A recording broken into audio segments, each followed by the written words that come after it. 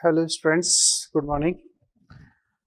पिछले लेक्चर में हम लोगों ने स्टडी किए थे आपके लिए जो सिंपल परमानेंट टिश्यू हैं वो हमने कॉम्प्लेक्स का एक जनरल इंट्रोडक्शन ले लिया था, है ना। अब हमारी स्टडी चलेगी जाइलम के रेस्पेक्ट में। किसमें? तो जाइलम क्या होता है? जाइलम, है ना, इनको हम हेड्रोम के नाम से भी जानते हैं। किस नाम से? हेड्रोम। तो जाइलम टर्म दिया था नेगेली ने, हेड्रोम टर्म दिया है हेवरलैंड ने। ठीक है, तो कह सकते हैं यह है अजीवित। अजीवित अजीवित क्यों कहते हैं? क्योंकि इनमें जो ज्यादातर जो कंपोनेंट्स हैं, वो ट्रैकीड है, वो वेसल है, वो जाइलम फाइबर है, ये सब नॉन लिविंग है। इसमें एकमात्र ऐसा कंपोनेंट है वो है जाइलम पेरेन्काइमा, जो कि लिविंग है। तो यह है अजीवित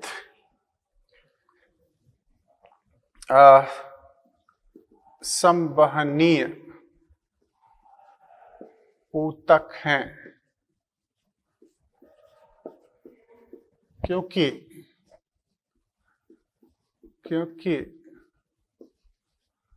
जाइलम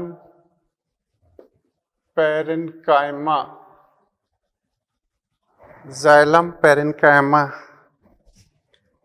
के अतिरिक्त सभी मृत घटक हैं। ठीक है, बाकी सब डेड है। ओके, ये काम क्या करते हैं? इनके द्वारा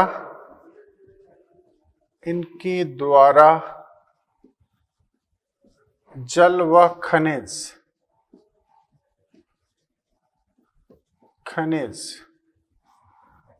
का संवहन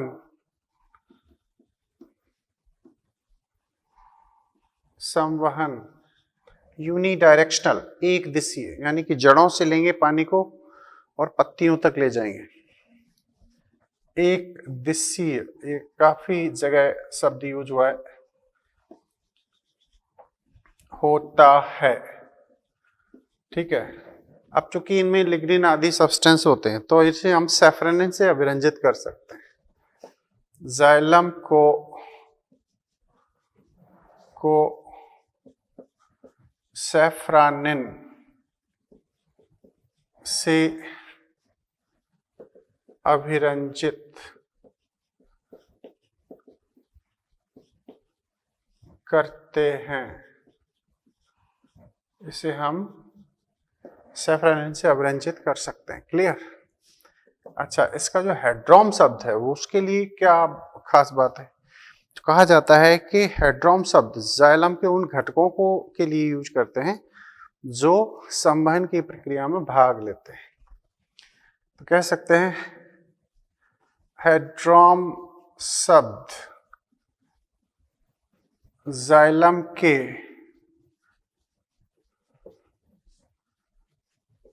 संवहनीय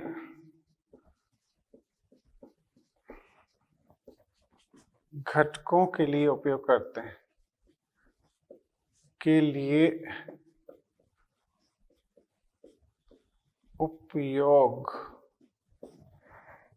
हैं, ठीक है, ये बात घटकों के लिए उपयोग करते हैं। अब आती है जाइलम के घटक क्या है, कंपोनेंट्स ऑफ जाइलम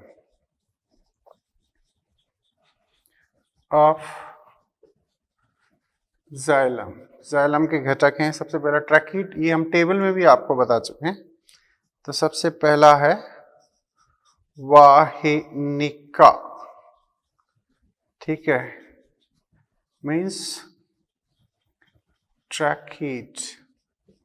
वाहिनिका मीन्स ट्रैकीड। अच्छा जी, ये जो सामने आपको दिख रहे हैं ये ट्रैकीड का स्ट्रक्चर मैंने ऑलरेडी आपको पहले ही बना चुका है। आप जरा इसको पहले देख लें, फिर शब्द आपको समझ में आ जाएगी। ये सिंगल सेल्ड स्ट्रक्चर है, ठीक है, स्पिंडल शेप है, क्लोज है, पॉइंटेड है अंतिम सिरे पर, उसके बावजूद भी इनमें वाटर मिनरल का संवहन होता है, कंडक्शन होता है। तो कैसे होता है, इनमें जो इनकी वॉल होती है इनमें बॉर्डर पिट पाए जाते हैं, ये बॉर्डर पिट। तो इन बॉर्डर पिट की मदद से ये दो ट्रैकिड आपस में इस तरीके से एंड पर जुड़ जाती हैं और इन बॉर्डर पिट के थ्रू ये वाटर अपवर्ड डायरेक्शन में शिफ्ट हो जाता है। ठीक है, ये बात है। तो यहाँ पर डायरेक्शन ऑफ कंडक्शन दिखाया भी गया है आपको और वो बॉर्डर पिट के थ्रू ही चल रहा है। ठीक है, अब ओबियसली ऐसी अगर व्यवस्था है प्लांट के अंदर तो आप समझ सकते हो कि इसमें उतना अमाउंट में वाटर नहीं जा सकता। ठीक है, तो फिर ये किस प्लांट में प्रेजेंस होगा, तो ये उन प्लांट में पाया जाएगा जहां पर ट्रांसपिरेशन की रेट कम होती है, जैसे कि जीरोफिटिक प्लांट है, जैसे कि सैप्रोफिटिक प्लांट है, जैसे कि ट्रेडोफाइट है ना। एंजियोस्पर्म में भी होता है नो डाउट, लेकिन एंजियोस्पर्म में जो इसका जो यूनिक कैरेक्टर है या मेजोरिटी में जो प्रेजेंस होते हैं वो बेसल होते हैं। तो जिम्नोस्पर्म चूंकि जीरोफाइट है तो वहां होते हैं, है ना। ट्रेडोफाइट में इनकी प्रेजेंस होती है और कुछ लोअर जो एंजियोस्पर्म की फैमिलीज हैं उनमें भी ट्रैकिड पाए जाते हैं। ये एक्सेप्शनल तौर पर हम स्टडी करेंगे। ठीक है, तो कहने का मतलब आप सिर्फ यहाँ पर इतना समझ लो कि ट्रैकिड वहां होंगे जहां वाटर कंडक्शन की रिक्वायरमेंट कम होती है, मींस ट्रांसपिरेशन कम होता है। जहां ज्यादा होता है वहां बेसल पाया जाता है। तो वाहिनिका है, इनके लिए आप क्या कहोगे, यह है लंबे तर्करूप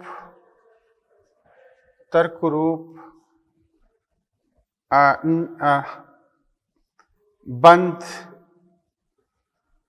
अंतिम सिरे पर नुकीले होते हैं, नुकीले होते हैं। अंतिम सिरे पर कैसे होते हैं, नुकीले होते हैं। अच्छा, यह है मुख्य अक्ष के समानांतर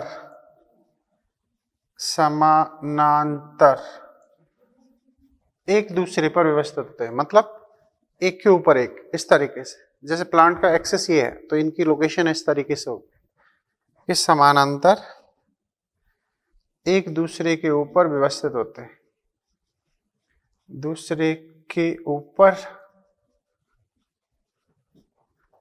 अंतिम सिरे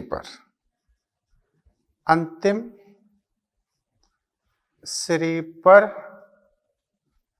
व्यवस्थित होते हैं, व्यवस्थित होते हैं।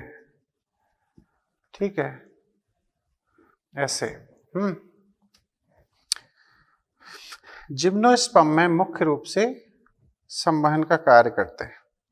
जिम्नोस्पर्म तथा कुछ मात्रा में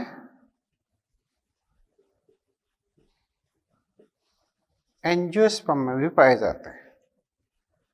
एंजियोस्पर्म में भी हैं, ऐसे। अच्छा, इनमें एक और बड़ी खास बात है, एक्स्ट्रा स्ट्रेंथ प्रोवाइड करने के लिए इनमें थिकनिंग पाई जाती है, स्थूलन पाया जाता है। स्थूलन पर एनसीईआरटी इस टाइम जिक्र करती है ना। इसी हिस्से में विभिन्न प्रकार के इनमें स्थूलन या फिर थिकनिंग पाई जाती है। तो हम इसी का एक पार्ट है वो यहाँ एक्सप्लेन कर रहे हैं। थिकनिंग या हम कहें तो स्थूलन, थिकनिंग या स्थूलन तो कह सकते हैं।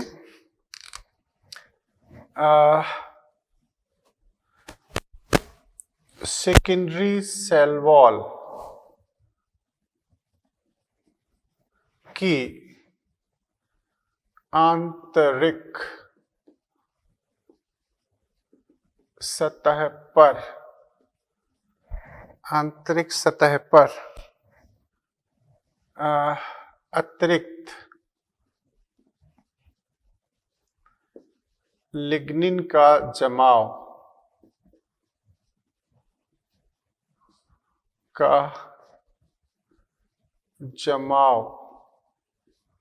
स्थूलन कहलाता है। स्थूलन कहलाता है या थिकनिंग कहलाता है। ठीक है, जो विभिन्न प्रकार से होती है। ठीक है, अब जैसे इनके फॉर्म देखें, ये एक एनसीईआरटी ने डायग्राम बना रखा है ना, ये इस तरीके से मैं इनके जरिए आपको एक्सप्लेन करता हूं कि कैसे कैसे इनमें थिकनिंग पाई जाती है। जैसे इसमें आप देखेंगे कि ये एनुलर थिकनिंग होती है। ट्रैकीर के अंदर अगर ऐसे ये लिग्निन है, अगर लिग्निन इस रिंग के फॉर्म में है तो हम इसे कहेंगे एन्युलर थिकनिंग। ठीक है, थिकनिंग। अगर ये कुछ स्पाइरल फॉर्म में अरेंज्ड है तो हम कहेंगे स्पाइरल थिकनिंग। अगर ये कुछ ऐसे है रेटिकुलेट तो ये कहलाएगी रेटिकुलेट। ठीक है, ये अगर इस टाइप से है तो कहलाएगा स्क्लेरिफॉर्म। स्क्लेरिफॉर्म थिकनिंग। ठीक है, तो ये विभिन्न, इसमें पिटेट थिकनिंग भी होती है। तो इस तरीके से डिफरेंट फॉर्म में ये हो सकते हैं। Is that clear? अच्छा, इनकी लेटरल साइड में होते हैं सिंपल जाइलम पैरेन्काइमा, जो कंडक्शन में मददगार होते हैं, हेल्पफुल होते हैं, कंडक्शन करते नहीं है, है ना। तो ये है कहीं ना कहीं ट्रैकीड की इंफॉर्मेशन। अब हम यहीं पर स्टडी करेंगे वेसल्स की इंफॉर्मेशन को। ठीक है, तो व्हाट इज वेसल्स? तो वेसल का भी डायग्राम हम यहीं पर बनाएंगे।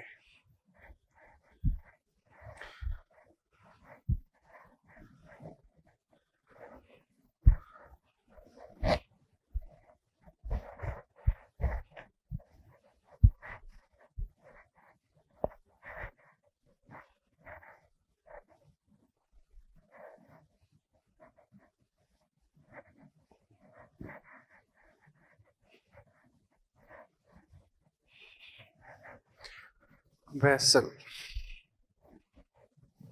वेसल का डायग्राम कुछ ऐसा होता है। इसमें ऑब्लिकली परफोरेटेड प्लेट पाई जाती है।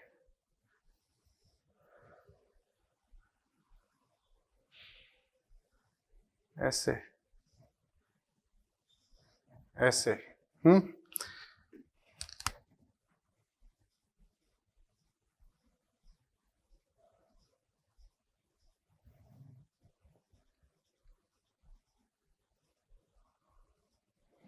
कुछ इस तरीके से। इसमें भी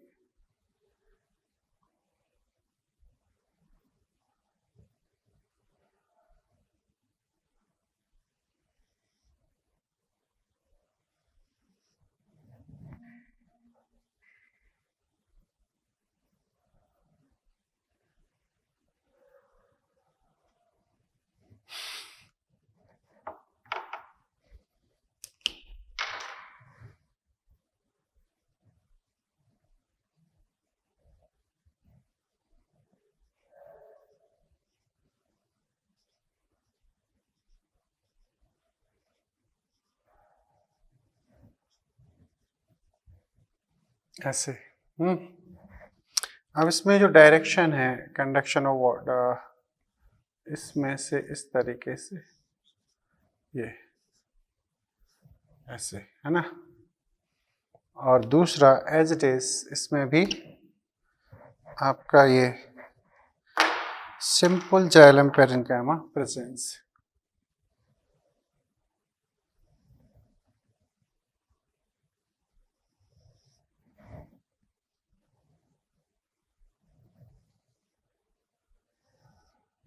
Like this.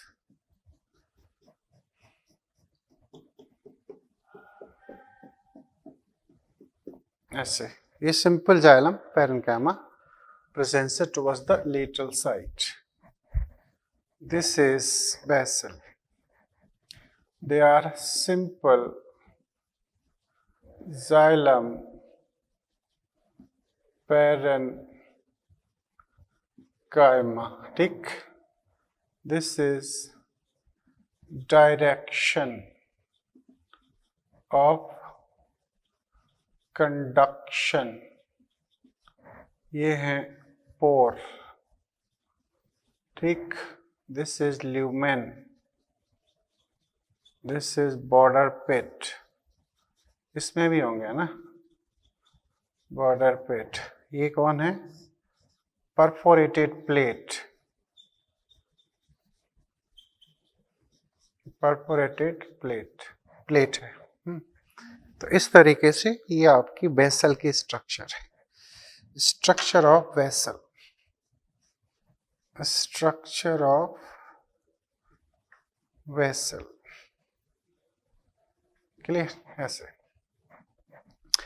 अब हमें वेसल की इंफॉर्मेशन यहां पर कलेक्ट करनी है या स्टडी करनी है. Okay. Yes. Next heading is vessel. तो ये इसके लिए कहा जा सकता है कि यह बहुकोशिकीय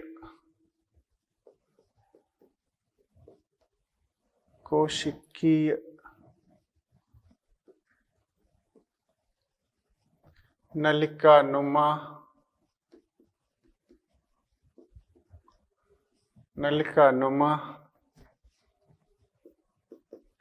संरचना है.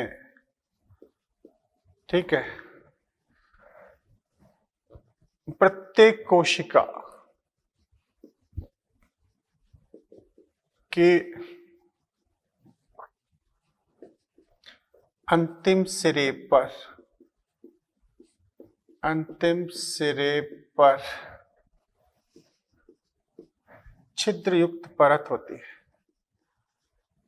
छिद्र युक्त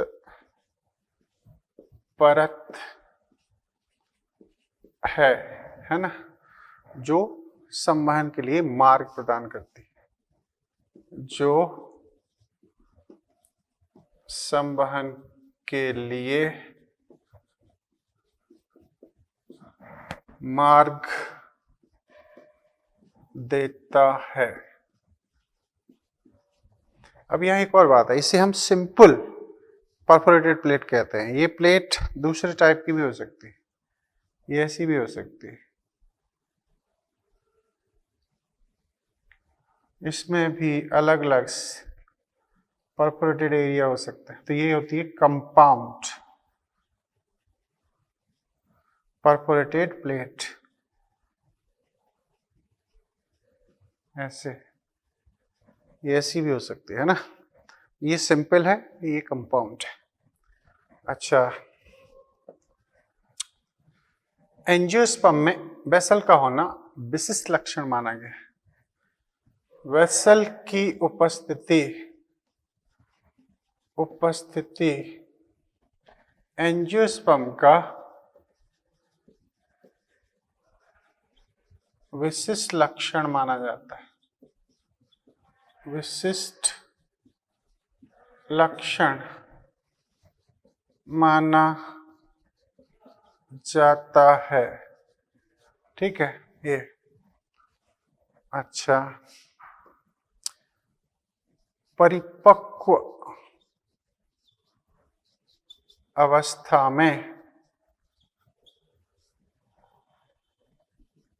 छिद्र युक्त परत अपघटित हो सकती है. अपघटित होने पर, अपघटित होने पर, अपघटित होने पर वेसल नलिकानुमा संरचना में बदलती हैं, में बदलती हैं।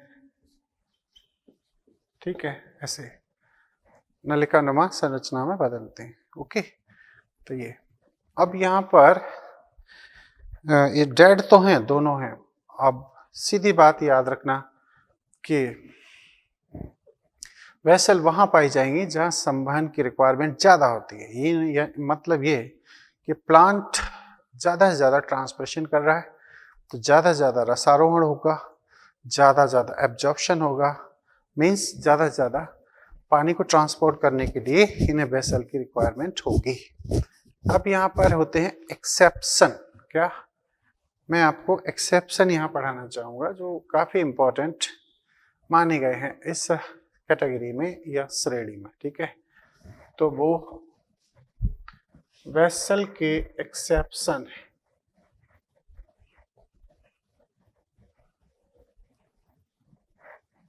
अपवाद,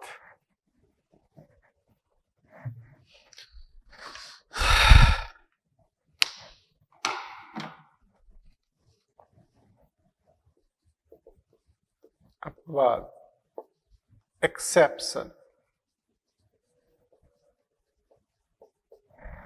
तो कहा जाता है कि नॉर्मली जो जिम्नोस्पर्म होते हैं उनमें ट्रैकिड पाया जाता है, लेकिन जिम्नोस्पर्म का एक ऑर्डर है नीटेल्स, जिसके मेंबर हैं नीटम इफिड्रा वेल्विशिया, इनमें वेसल पाया जाता है।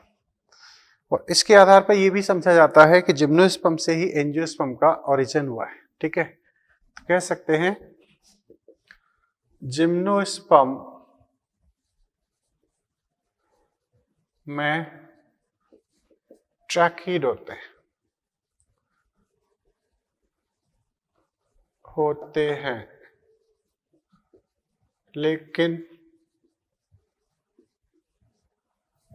होते हैं, लेकिन नीटेल्स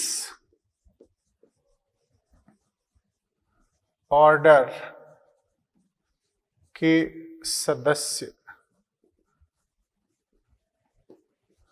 सदस्यों में वेसल होते हैं, पाए जाते हैं,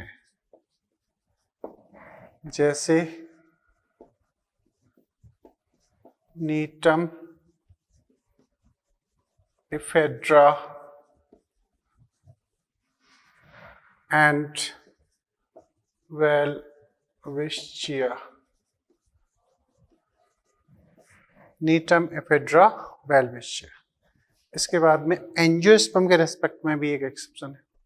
एंजियोस्पर्म में मुख्य रूप से पाए जाते हैं वेसल्स, लेकिन जो लोअर फैमिली है ट्रोकोडेंड्रेसी, टेट्रासेंट्रेसी, निम्फिएसी, रेननकुलेसी, इनमें ट्रैकिड पाया जाता है। Angiosperm have vessels। ठीक है, एंजियोस्पर्म में वेसल होते हैं, लेकिन निम्न वर्गीय कुल जैसे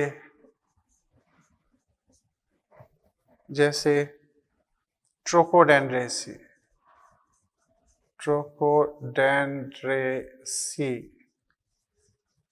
टेट्रासेंट्रेसी,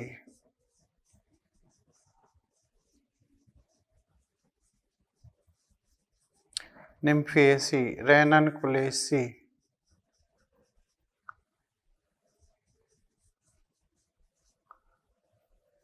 में वेसल के स्थान पर ट्रैकिड होते हैं, ट्रैकिड है। ठीक है, वेसल नहीं पाए जाते इनमें, ट्रोकोडेंड्रेसी, टेट्रासेंटेरी, रेनकुलेसी, निम्फिएसी, ये सब है ना। एग्जाम्पलर में देखना, इससे रिलेटेड एक क्वेश्चन पढ़ा है, ट्रोकोडेंड्रॉन, इसीलिए मैं आपको पढ़ा रहा हूँ, है ना। एग्जाम्पलर जो बायोलॉजी की है उससे क्वेश्चन बन जाते हैं, है ना। तो आगे परजीवी, परजीवी, मृतोपजीवी, मृतोपजीवी, एंजियोस्पर्म, एंजियोस्पर्म में ट्रैकीड उपस्थित होते हैं, ट्रैकीड उपस्थित होते हैं, क्लियर, इनमें ट्रैकीड उपस्थित होते हैं। तो ये थी वेसल्स एंड ट्रैकीड की कहानी। अब हम आपको ले चलते हैं इसके जाइलम फाइबर, यानी कि तीसरा कंपोनेंट, है ना। तो वो तीसरा कंपोनेंट हम ऑलरेडी पढ़ चुके हैं, वुड फाइबर ही अपने लिए जाइलम फाइबर है, जो हमने पिछले ही लेक्चर में कंप्लीट किए थे।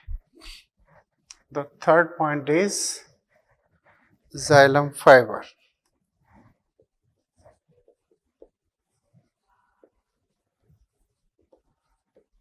जाइलम फाइबर, है ना, ये है वुड फाइबर, कास्ट तंतु फाइबर, तो ये ऑलरेडी स्टडी कर चुके हैं। अब चौथा कंपोनेंट है जाइलम पैरेन्काइमा, ठीक है, जाइलम पैरेन्काइमा। तो ये लिविंग है, यह है जाइलम के जीवित घटक हैं, जीवित घटक हैं, ठीक है, जो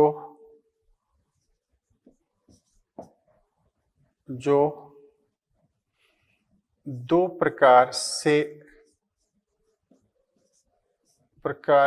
के हैं। नंबर 1 आपका simple xylem parenchyma, simple xylem parenchyma, है ना, simple xylem parenchyma. Simple xylem parenchyma क्या होगा, ये जो आप देख रहे हो, ये सिंपल जाइलम पैरेन्काइमा, है ना। कह सकते हैं यह है ट्रैकीड तथा वेसल की पार्श्व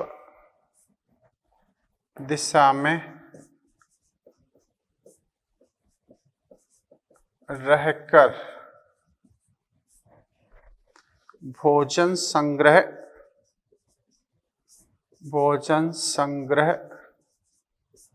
एवं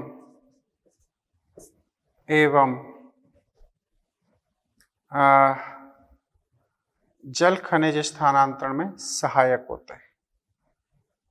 जल खनिज स्थानांतरण में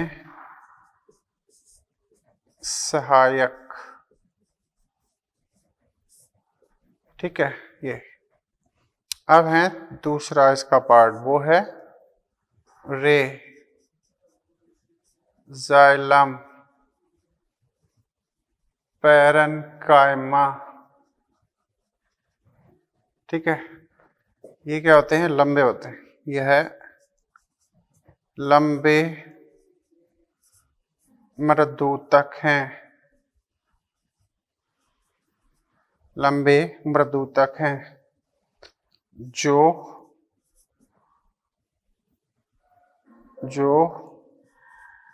पित्त से कॉर्टेक्स भाग तक जल खनिज संवहन करते हैं, जल खनिज संवहन करते हैं। तो ये चीज है ना। तो ये पैरेन्काइमा भी हो गया, ट्रैकीड हो गए, वेसल हो गए ये। अब इसमें आते हैं प्राइमरी जाइलम क्या होते हैं, सेकेंडरी जाइलम क्या होते हैं। फिर उसमें होती है एंडार्क क्या होती है, एक्सार्क क्या होती है, मेजार्क क्या होती है ना। फिर ये स्टडी किया जाता है या पढ़ाई जाती है कि टाइलोसिस क्या होता है। तो हमें उनको भी समझना है।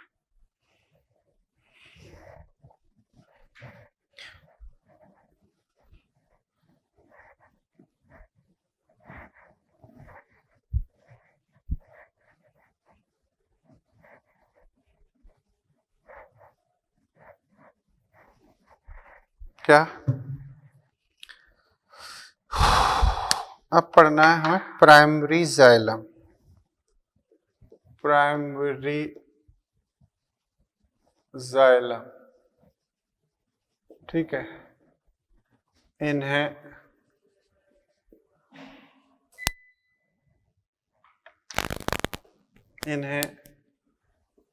प्राथमिक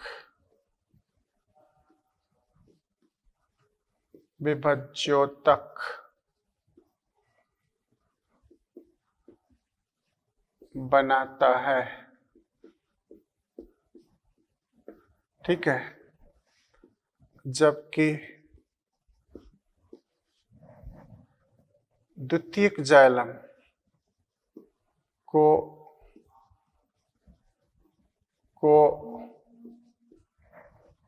द्वितीयक विभज्योतक बनाता है, या वैस्कुलर कैम्बियम द्वितीयक वृद्धि के समय बनाता है, वृद्धि के समय बनाता है।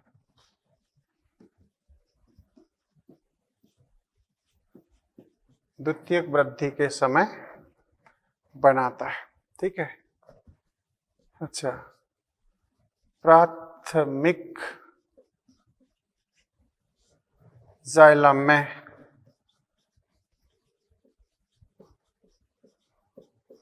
प्रोटो तथा मेटा जाइलम होते हैं, जाइलम उपस्थित, ठीक है। अब ये प्रोटोमेटा क्या होते हैं, जिसका ल्यूमेन संकरा हो, ठीक है, वो हो गया प्रोटो। जिसका चौड़ा हो वो हो गया मेटा, ठीक है। ऐसे अब आती है एंडार्क पोजीशन, एंडार्क जाइलम। एंडार्क कहाँ होगा, उपस्थिति तना भाग, ठीक, तने में ही पाया जाएगा। डायग्राम क्या बनाओगे, ये हो गया पित्त और ये हो गया आपकी एंडार्क पोजीशन। ये छोटा ल्यूमेन, बड़ा ल्यूमेन, फिर बड़ा, फाइनल बड़ा। तो ये तो हो गया प्रोटो और ये हो गया मेटा। क्या हो गए, जाइलम, जाइलम, ठीक। इस कंडीशन को हम कहेंगे एंडार्क। और दूसरी होती है एक्सार्क। एक्सार्क जाइलम जो होगा, उपस्थिति कहाँ होगी, जड़, जड़ भाग। ये जड़ क्या क्या पोजीशन हुई, ये जड़, ये रहा पित्त, ठीक। अब यहाँ क्या है, मेटाजाइलम प्रेजेंस होगा towards the pith, then proto, then proto, then proto, then proto, ऐसे। तो यहाँ रिवर्स फॉर्म में पोजीशन है। तो ये तो हो गया प्रोटो और ये हो गया मेटाजाइलम। तो ये यूनिक कैरेक्टर है जड़ का। तो आपको बस इतना ही याद रखना है, जड़ में क्या है और तने में क्या है। अब एक मीजार्क पोजीशन होती है। मीजार्क पोजीशन में क्या होता है, मेटाजाइलम को दो साइड से प्रोटोजाइलम कवर कर लेते हैं। तो ये कुछ फर्न में देखने को मिलता है, कुछ लीव्स में भी इसकी प्रेजेंस पाई जाती है। तो ऐसे अब हम आपको ले चलते हैं एक खास संरचना जिसका नाम है टाइलोसिस, तब जाके जाइलम कंप्लीट हो जाएगा। Next heading is tylosis.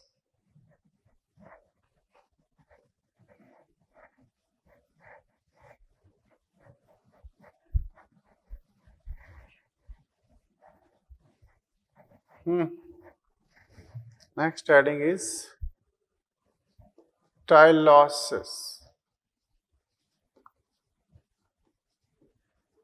Tylosis, ठीक।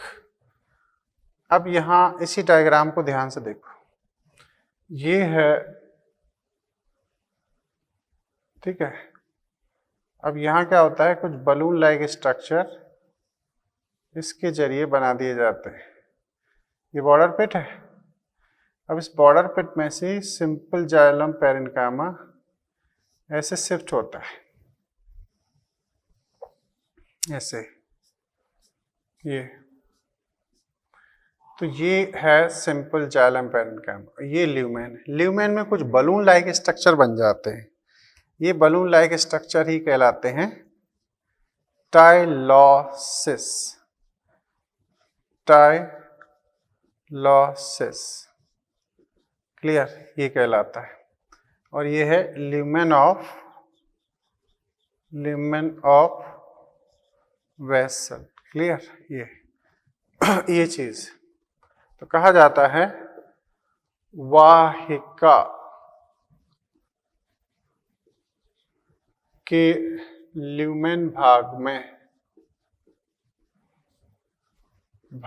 में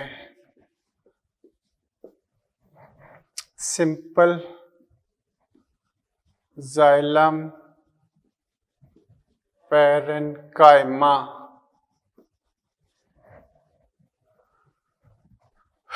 बॉर्डर पिट भाग से प्रविष्ट होकर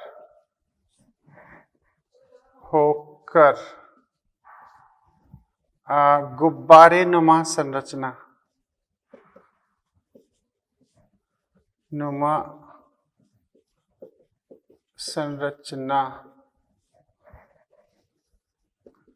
बनाते हैं, इन्हें टाइलोसिस कहते हैं। इन्हें टाइलोसिस कहते हैं, ठीक है। टाइलोसिस कहते हैं। अब इन्हीं में क्या हो, अगर अर्गेस्टिक सब्सटेंस डिपॉजिट हो जाए, रेजिन टेनिन, है ना, तब इन्हीं को हम कहते हैं टाइलोसॉइड। याद है, आइडियोब्लास्ट। तो पैरेन्काइमा है, अर्गेस्टिक सब्सटेंस होंगे, और जब ये सब चीजें हो जाती हैं तो फिर इसका ल्यूमेन ब्लॉक हो जाता है, और ऐसी कंडीशन में फिर ये फर्दर काम करने लायक नहीं बचता, और तभी जो रस कास्ट है वो हृदय कास्ट में बदल जाती है, ठीक है। जब टाइलोसिस में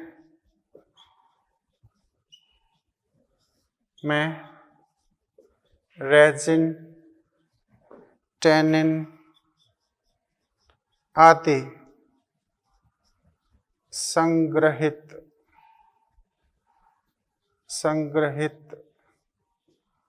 होते हैं, तब इन्हें टाइलोसॉइड कहा जाता है, कहते हैं, ठीक। ये चीज तो इस तरीके से ये कंप्लीट हो जाता है हमारे लिए जाइलम 100%, ओके। Thank you.